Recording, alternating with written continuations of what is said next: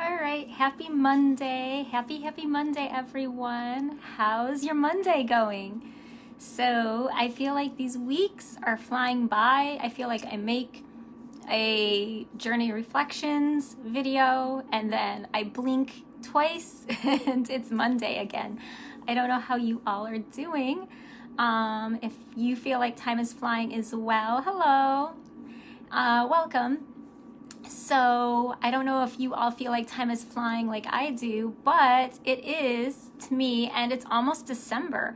So I wanted to take a moment because I'm going to be doing something in December, a free, yay, free, who doesn't love free? A free challenge, so to speak, but it's not really a challenge, to be honest, because I don't want to challenge someone or anyone if it's not right for them. But the title of this evening's live is When Prayer Isn't Enough. So sometimes prayer is just not enough on our healing journeys. And so I want to chat about that a little bit. And you might wonder, like, what? You know, prayer is not enough. Isn't prayer supposed to be great? Isn't it supposed to be wonderful? Isn't it supposed to be powerful? And it is, but sometimes it's not enough. So I wanted to take a moment and share with you how I got ready for 2020 and I didn't even realize what 2020 was bringing. And I did it actually as part of my healing journey. And I did it the last month of the year, which was December. So I wanted to chat with you all and share about what I learned December 2019 about fasting. So, as you may know or you may not know, depending on how new you are to the group, I went through a couple traumatic events. First was a rape, and then I made the error in judgment thinking that it would be really great to just push right on through, try to make a new start, pretend like it hadn't happened, and try to get to know someone new.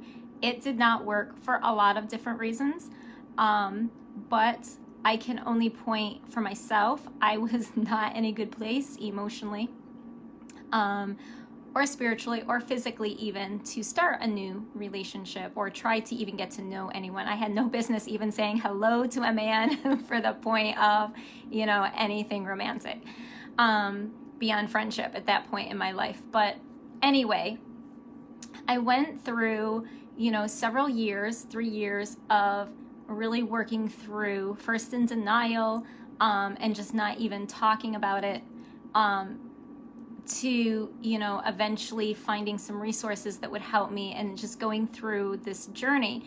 And by the time I got to 2019, at the end of the year, I was like, I've had enough. I had made a lot of progress, right? I was really free from a lot of spiritual things as well as psychological, emotional things. I had learned how to release them and begin healing from them. But I didn't want to start a new decade with old baggage. And so it came to my attention to maybe try fasting.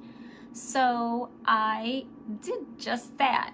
I decided I was going to fast for the whole month of January, and at the time, I didn't really prior to making this decision, I should say, I didn't really understand what fasting was.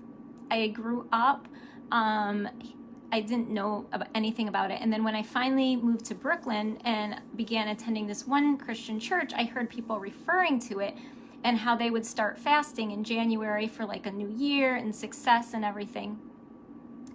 But I didn't really know anything about it, and I was not about ready to give up snacks, anything yummy. I love food, and also I can actually get really sick if I don't have regular food often. Like I can black out, my blood sugar will drop. So I also didn't think it was a healthy choice for me to make.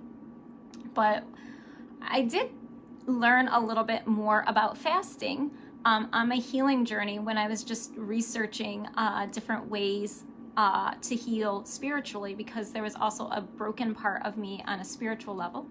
And so I had learned that Fasting helps us get clarity in life with life situations. Maybe we're seeking something or trying to find information. Fasting helps us to kind of clear that clutter.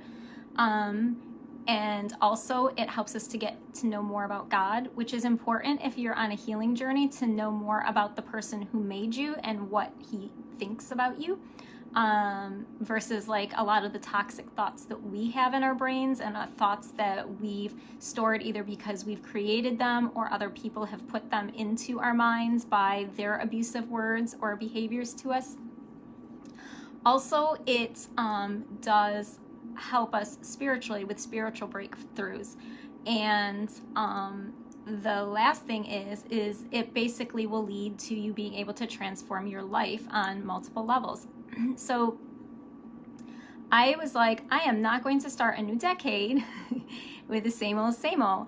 And January is too late, in my opinion, because January, it's already a new year. It's not the old year.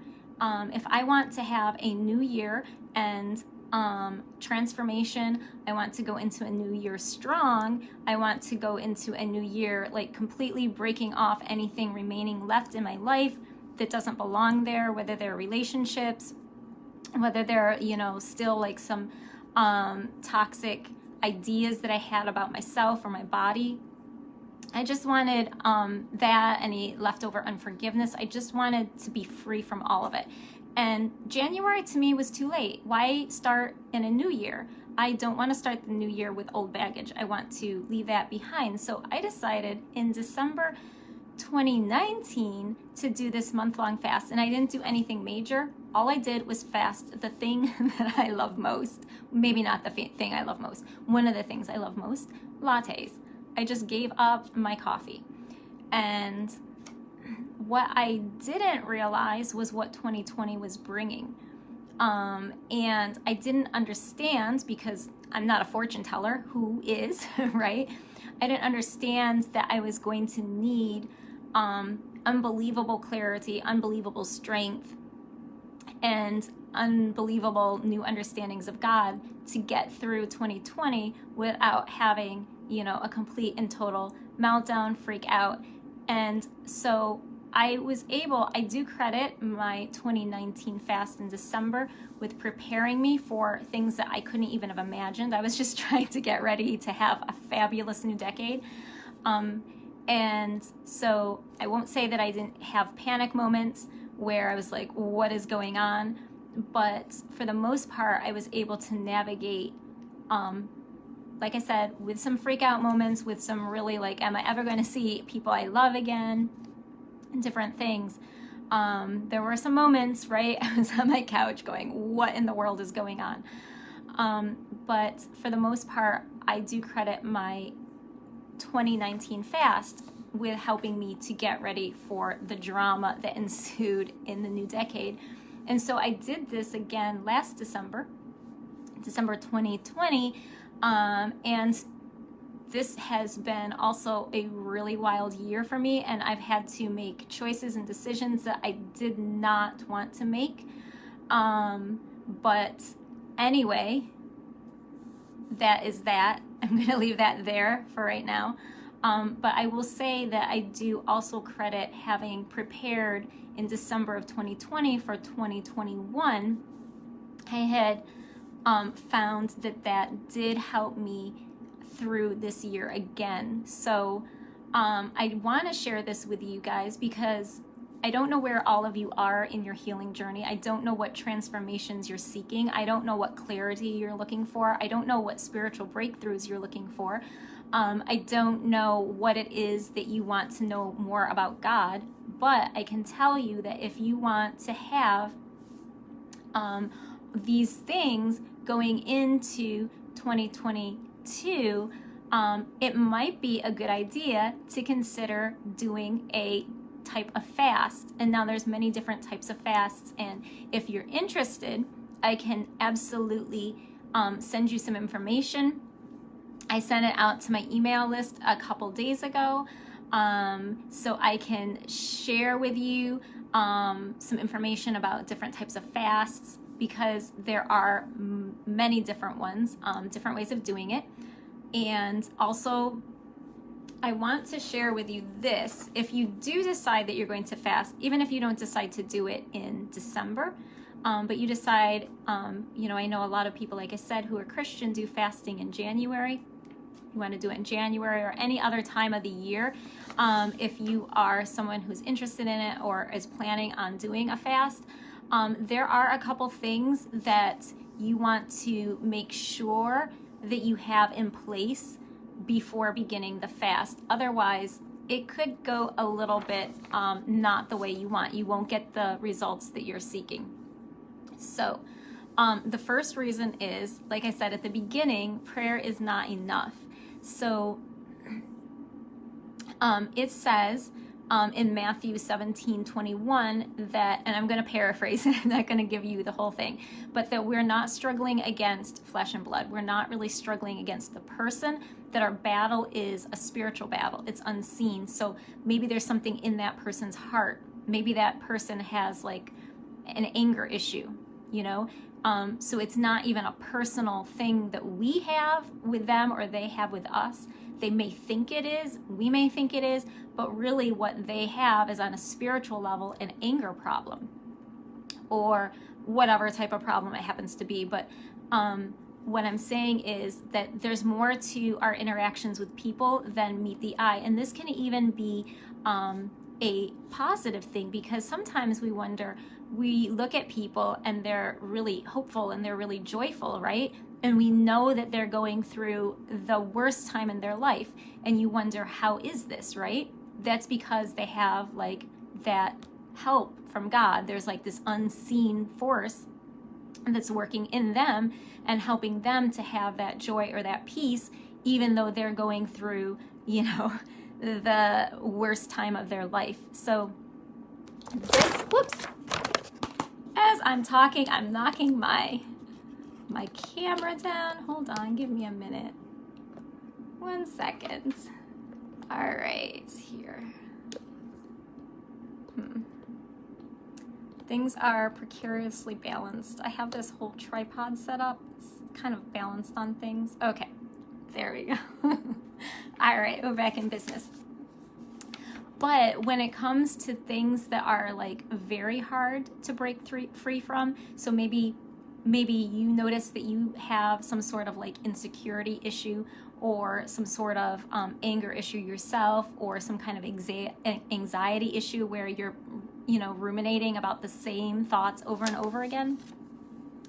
Sometimes it's not enough, and you may be like, well, I asked God to help me and not be so angry or not be so, mad at this person or this situation. And why can't I, shake these bad vibes, so to speak? It's because there's more to it than just us. There's like that unseen spirit of anger or jealousy or whatever it is that, somehow for whatever reason is there and bothering us. So what you can do is you can fast, because it also says, it's also in Matthew, there's this story where where Jesus sends out the disciples, right? And he says to them, go out and minister to people. And then this one man brings his son to the disciples, and they pray over him, but the son does not get better.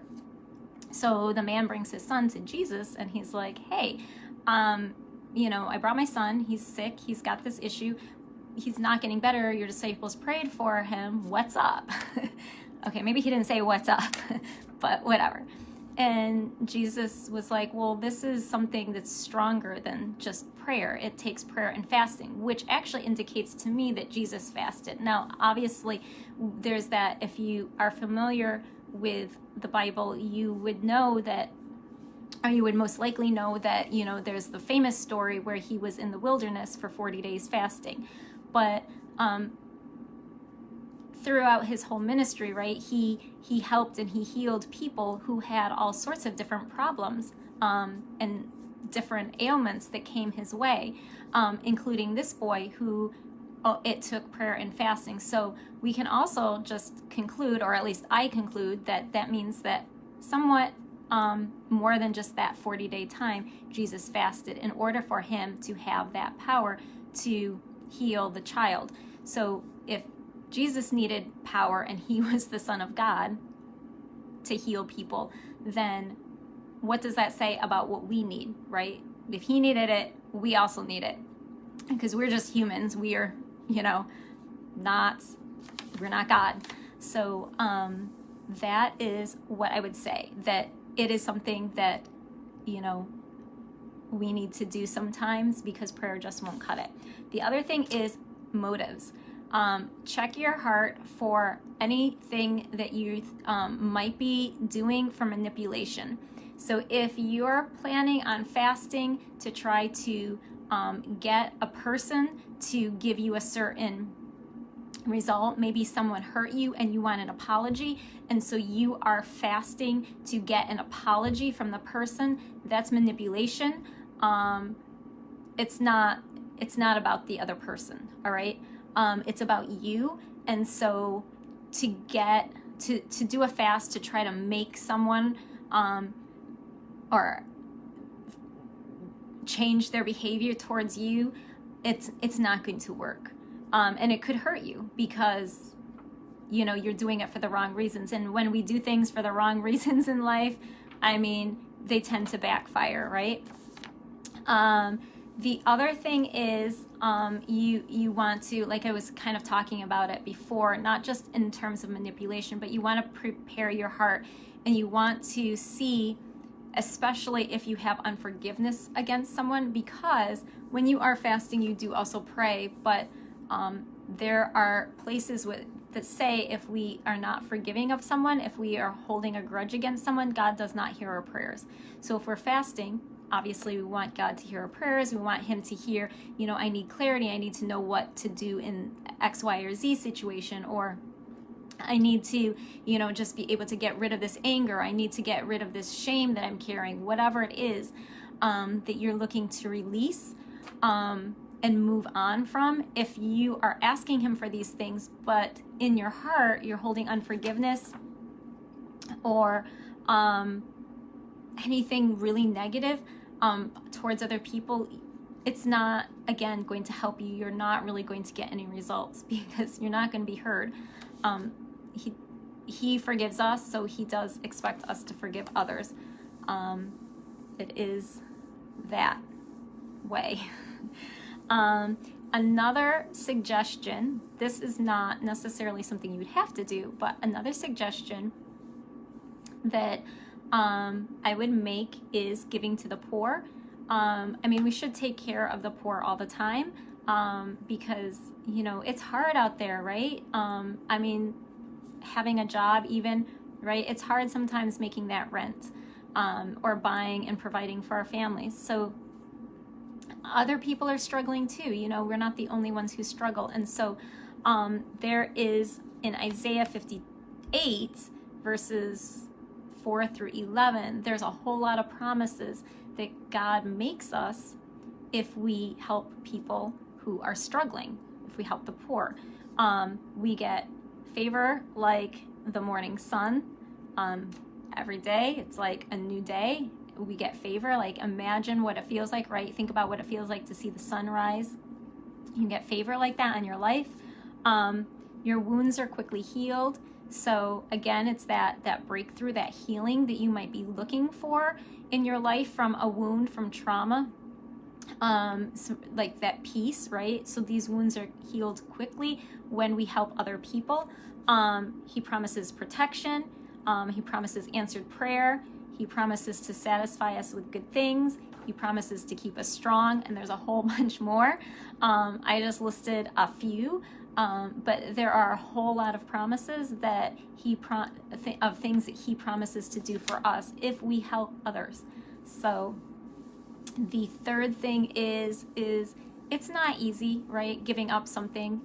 I did not do a major fast in December 2019. All I did was give up coffee. It was not easy. It was not fun. And also when you are, I do find things, the last time I went on a fast, my car brakes went. I learned how to drive my car without brakes. Yes, the mechanic said, you are lucky to be alive.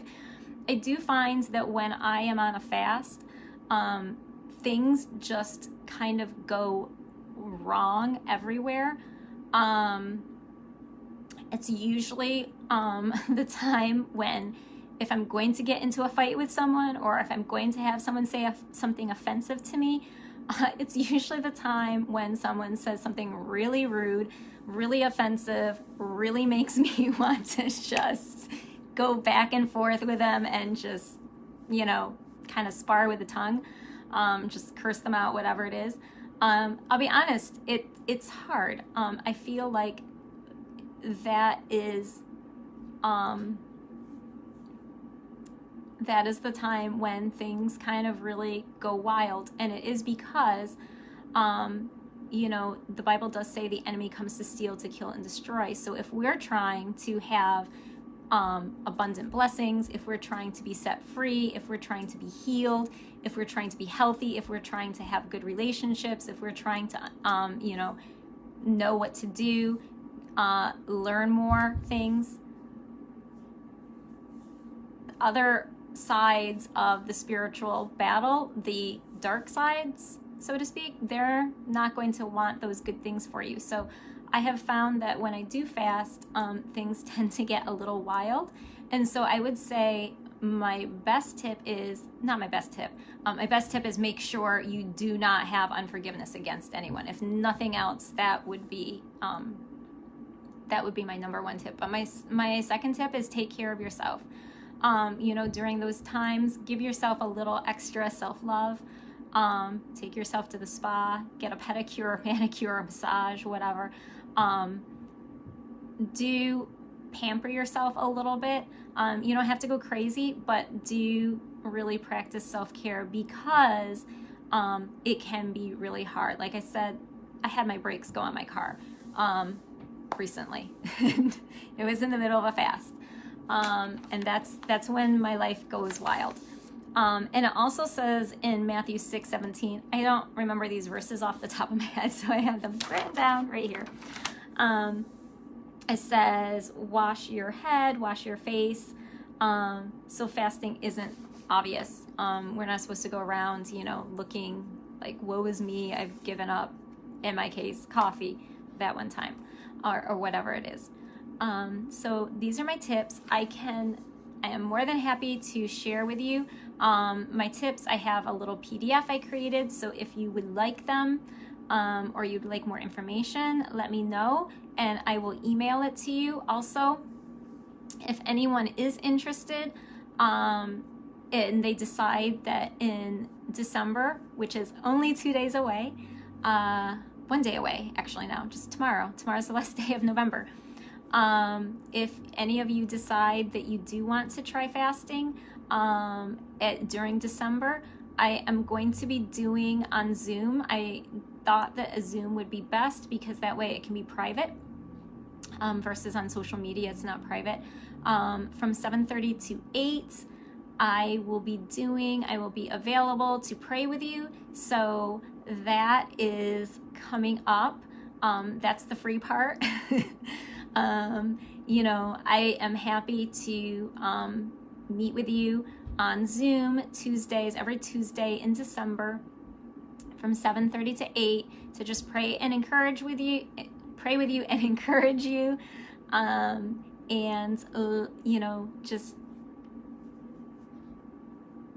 just to help you, because it's not always easy when we are trying to transform, when we're trying to heal, and we're trying to level up, because it can be rough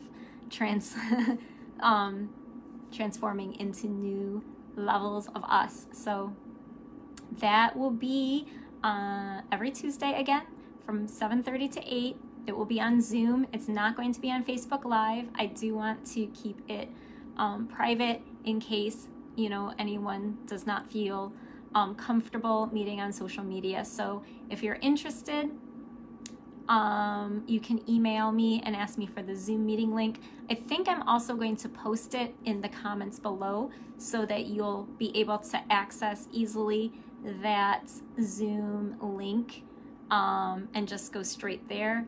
It will be the same link every Tuesday. All right. So have a good evening. I hope you all get some rest. I was a little bit early. Normally I do this 8:30ish, but I have some things that I need to get done. So I just decided I would jump on the live early, and then you guys can, check it out later when you have time. And as always, have a wonderful evening and peace.